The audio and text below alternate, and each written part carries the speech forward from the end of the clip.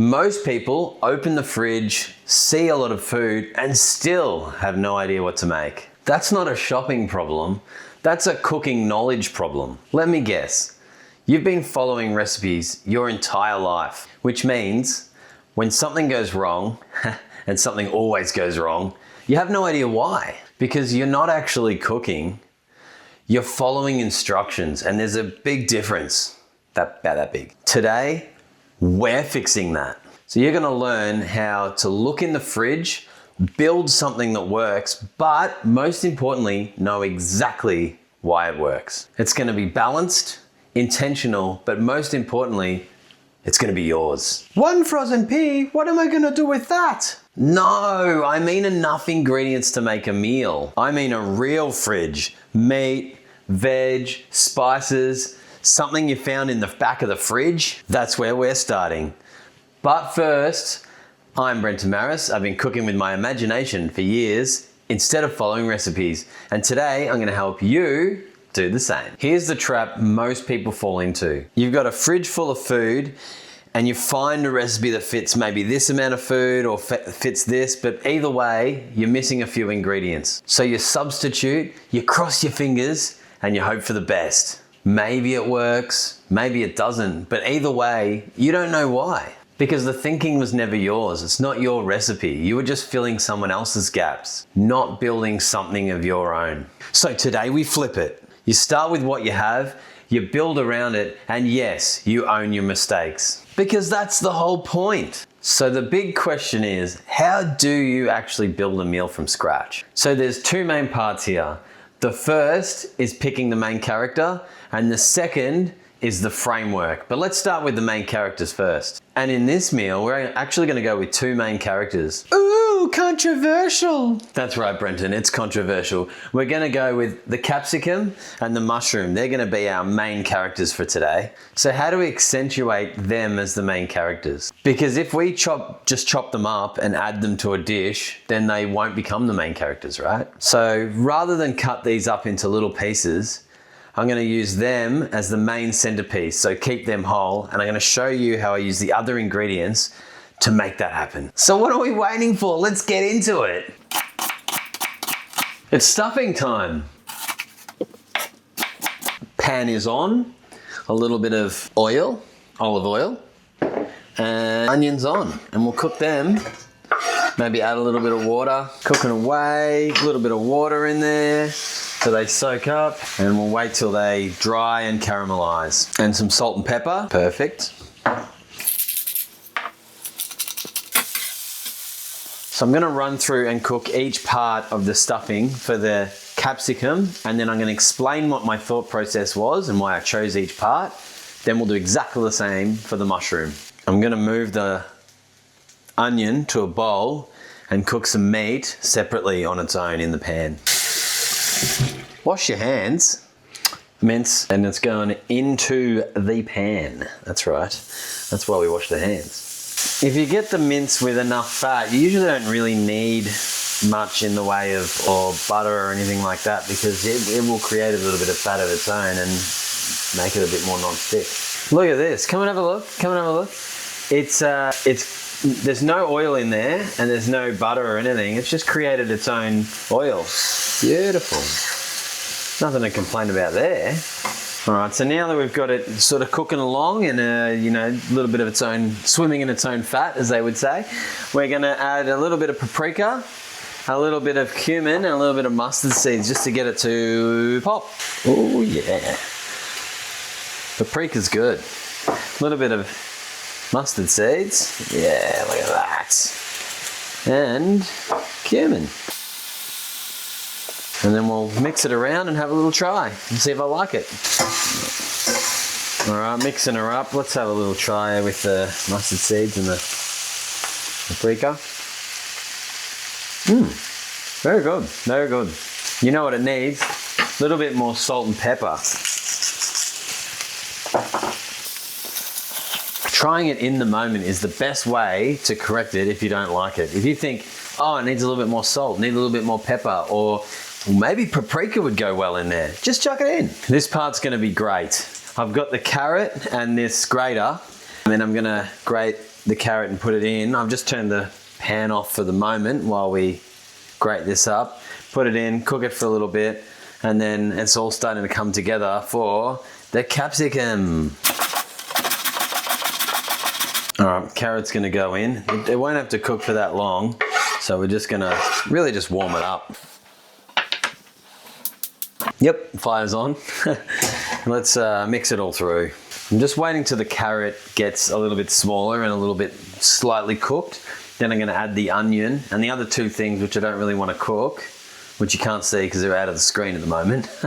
But then we'll stuff the capsicum. We're just getting word that they weren't out of the screen. Back to you in the studio, Bob. So I've thrown the onions in, pine nuts in. We don't really want to cook them. We're just throwing them in so we can mix them up. So I've thrown in pine nuts, the onions, and some sultanas. And I've just put them in. I'll turn the heat off just to mix them around so that it's all part of the dish. So the thought process is, the capsicum is sweet. What balances well or contrasts with the sweetness? And when you have meat, which is fatty, goes really well with the sweet. And the carrot, which is quite savory, also balances well with the sweet. So hence why I chose those. From a contrast point of view, the pine nuts have a little bit of crunch. When this is roasted, which is what we're gonna do, this will be soft, and then the pine nuts will be crunchy, which will be nice contrast. And then we have the onion and the sultanas. They're actually both quite sweet, so they don't really contrast that much, but I just really felt like those flavors inside the capsicum. So we're gonna cut the top off and we're gonna put the stuffing inside, and we'll put them to one side and we'll go to the mushrooms. But first, a word from our sponsor. Are you liking the videos? Are you finding that every week you just can't wait to watch another one of these videos? Well then like and subscribe and you'll help out the little channels. Oh, we're back? Okay, so what we're gonna do is we're gonna cut the top off the capsicum here, and we're just gonna take this stuff out, and then we're gonna add the stuffing. If you don't want the seeds, like there's just still a little bit of seeds there, just throw them out there before we put the stuffing in. It's gonna go in here. I'll show you. Oh yeah. Try and stuff it right in there because it is stuffing after all. It's mushroom time. Oh, hello, I'm a fun guy. All right, so we're gonna run through the stuffings in the mushroom, put it all together, and then I'm gonna explain why I've chosen those stuffings for the mushroom. Oh, crushing the garlic will help get him out of his shell. Chop it up into little bits.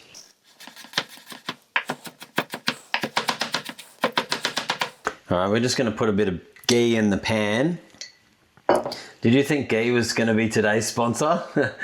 No, ghee goes in.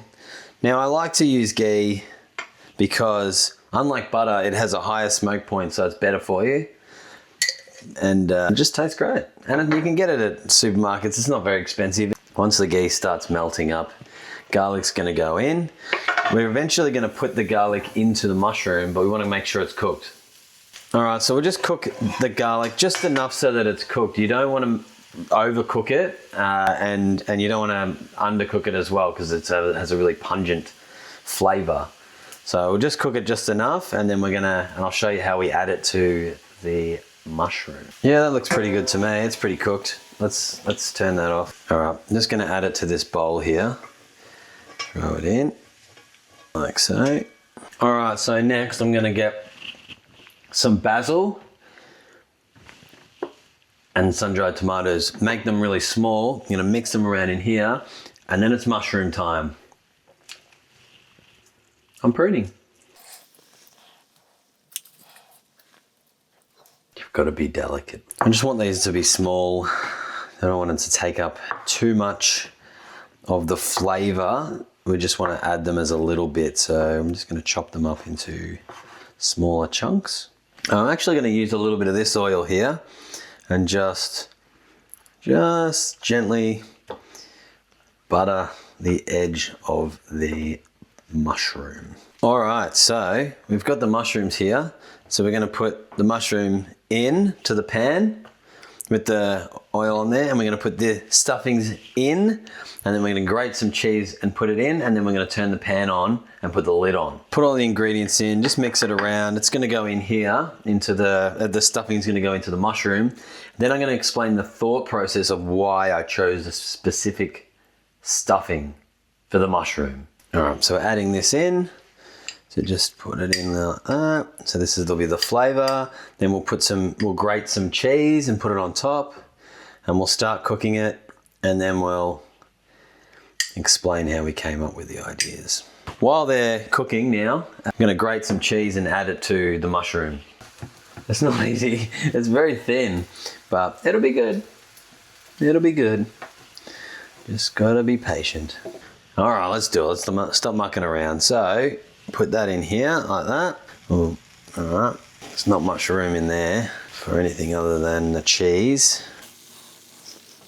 And then we'll put the lid on. Okay, perfect. And that'll just start doing its thing. And while we're doing that, while that's cooking on a low heat, the capsicum and its stuffing is going to go into the air fryer. All right, so I've got this little red thing here for the air fryer, and it just means that the washing up's a lot easier. I can just take it out, don't have to wash the actual whole air fryer. But what I'm going to do is I'm going to put the capsicum in like so, and then put the lid on and do it for about 20 minutes at about 180 to 190, something like that, and cook it. And so the capsicum on the outside will roast. So let's go 185 for 15 minutes. After 5 minutes of the mushrooms cooking with the lid on, we've turned it off here, so the pan's now off. And so the cheese, just when the cheese is melted basically, we'll leave the lid on so that it still keeps it warm and keeps it slowly cooking a little bit. And then we'll wait for the capsicum to be done.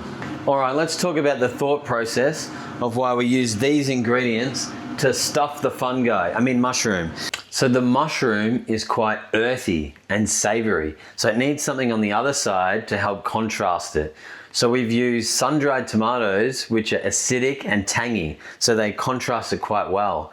And then the ghee, which is buttery, which is different again, absorbs into the mushrooms and helps give the mushroom a lot more flavour. And then the basil is sweet, which gives a little pop in the middle when you taste that basil. And do I need to remind you that mushrooms love garlic, and the cheese on the top, I mean, who doesn't love cheese, but it holds in the flavors.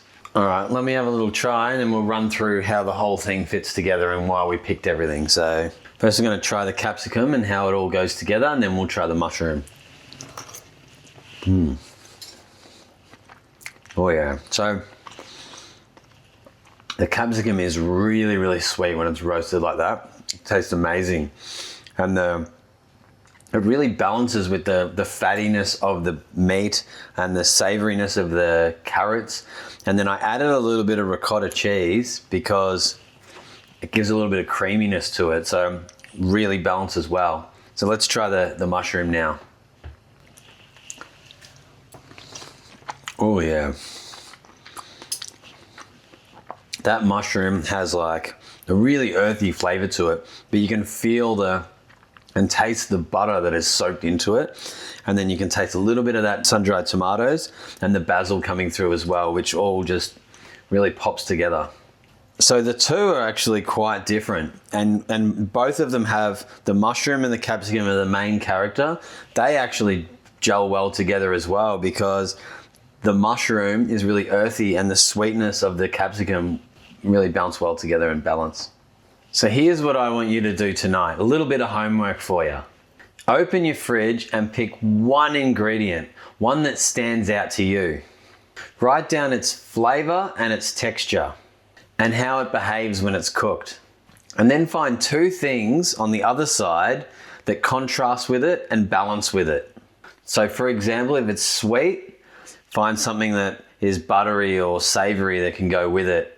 And that's the basis of your meal. So no recipes, no gaps to fill, just you and the ingredients. And then if something happens and it doesn't go quite to plan, correct it and go, what else can I add to make it better? And that will be the start of your creating new meals. If you're liking the content, like and subscribe. If you have any suggestion, throw them in the comments. If you like this video, you're gonna love this one.